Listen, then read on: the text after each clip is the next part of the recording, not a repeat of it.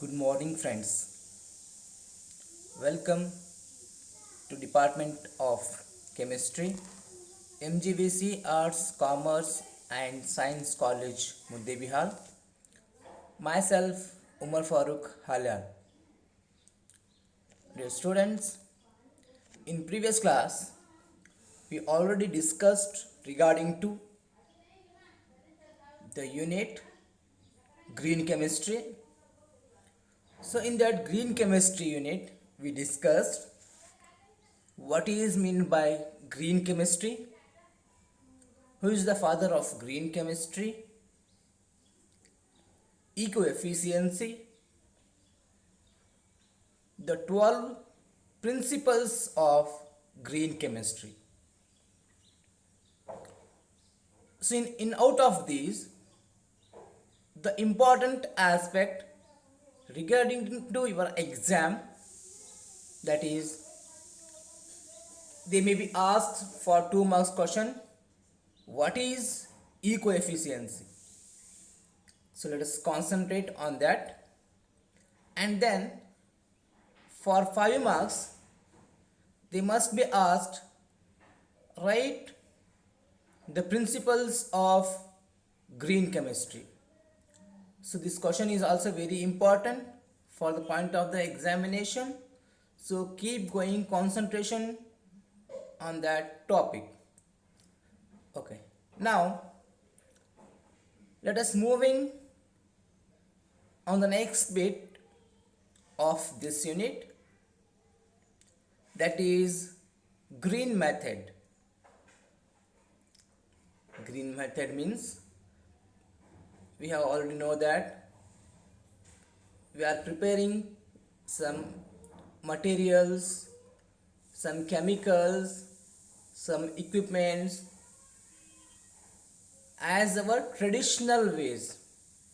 But when we are going to prepare or manufacture some chemicals, some materials, what happened? They got maximum amount of money to manufacture, and they're taken the more time, and that gives us a huge amount of side products. But all the same products, when we are going to manufacture by the help of this green method, what happens here? Here the less amount will be going there. Then the second one, the time will be very short. In the short time, we have manufactured that particular product, and then by the help of this green method, when we are going to manufacture a subject or a chemical or any object, here less amount of byproducts will be obtained. So we have to see some examples regarding to this green method. So green chemistry is about, by this green chemistry, we have to minimize the waste, and we have to use catalysts in place of reagents when we are going to manufacture a particular substance or any chemical. Here in this green method, we are using non-toxic reagents. That means whatever the reagents we are using by this green method, they are not harmful for human being as well as all the animals, birds and our nature. The next one, here in this green method, we are going to use renewable resources. Renewable resources. And the next, here by this green method, we are using improved atom efficiency. That means less cost of manufacturing of any product. The next bit, use of solvent free, recyclable, environmentally benign solvent systems. Again, that is solvent free system, or that we have to be recyclable products. Now moving, traditional and green pathways to synthesis any product. The first one, preparation of acetanilide. So this preparation of acetanilide from our regular or traditional pathway, when aniline is reacting with CH3COCl, that means acetyl chloride, that gives us acetanilide, or another name for that is N-phenyl ethamide, along with the release of hydrochloric acid. This is the traditional pathway. When the same acetanilide we are going to use by the help of our green method, aniline is reacting with acetic anhydride. After the transformation of protons, we got acetanilide, along with that acetic acid. This is the first example of green method, that is preparation of acetanilide. First one, the preparation of acetanilide from our regular or traditional way, and this is preparation of acetanilide by green method.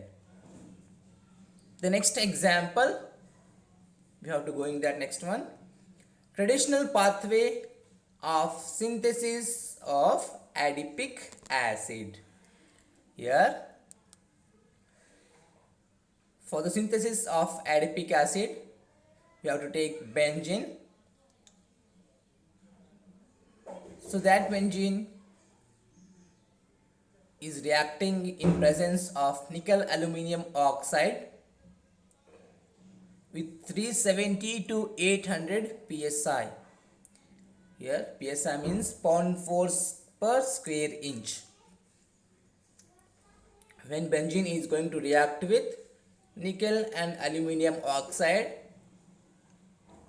that gives us cyclohexane. So again, that cyclohexane is reacting in presence of carbon monoxide and oxygen in the range of pressure 120 to 140 psi. That gives us two products, that is cyclohexanone and cyclohexane. Again, that cyclohexanone and cyclohexane reacting in presence of copper and ammonium betavanadate and nitric acid, that gives us adipic acid and byproduct as nitrogen oxide. This is the traditional way of synthesis of adipic acid. Here we have some drawbacks regarding to traditional pathway. Here in this traditional pathways, we have to use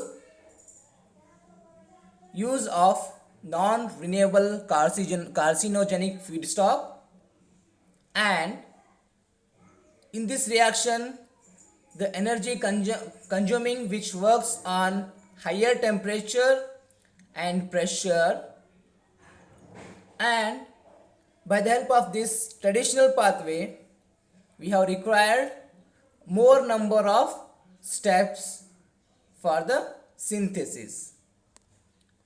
Next one, again we have to moving the synthesis of adipic acid by the help of green method or alternate method. Here we have to take dextroglucose. From that dextroglucose we have to manufacture adipic acid. The dextroglucose, when reacting with E. coli bacteria, so this bacteria is generally lives in intestine. So this bacteria is helps to manufacture our adipic acid. Okay, this dextroglucose is reacting in presence of E. coli bacteria that gives us 3-dihydroshikimate. Again that 3-dihydroshikimate is reacting in presence of E. coli that gives us cis meconic acid. So that cis meconic acid again reacting in presence of platinum hydrogen with a pressure of 50 psi that gives us adipic acid. And here no one side product is obtained, as we saw that in previous traditional method, one product, that is nitrogen oxide, is gets as a byproduct. Here no byproducts are produced. Now the advantages of green pathway. This reaction is very cheap by using renewable feedstock. That means it is a lower cost reaction. It requires safer pressure and temperature. That means the next one, in this green method we require only a few steps for the synthesis of adipic acid. The next one, nitration of phenol. This nitration of phenol is also called as electrophilic aromatic substitution reaction. The phenol is taken in the conventional procedure. That phenol in presence of sodium nitrate and sulfuric acid that gives us orthonitrophenol and paranitrophenol. Here in this conventional procedure or traditional procedure, we are using non-green component. That means a toxic component we have to be used here, that is sulfuric acid. And when we are going to continue the same nitration of phenol by green procedure, here you have to take salicylic acid. So that salicylic acid is reacting in presence of calcium nitrate and acetic acid that gives us 4-nitrosalicylic acid. Here also we don't have any types of byproducts. Conclusion. So dear students, it is of the green chemistry. Here green chemistry is not a solution to all environmental problems, but the most fundamental approach to prevent the pollution. So this is the complete of the unit green chemistry. So first we have to discuss what is meant by green chemistry, what is eco-efficiency, the 12 principles of green chemistry, and traditional and synthesis pathways to produce any subject or any material. Okay, and If you got any questions regarding to this unit, contact me, I will solve you. And again, in our regular class, I am going to take this unit once again. Okay, thank you for listening. Keep going and watching this video. Thank you, friends.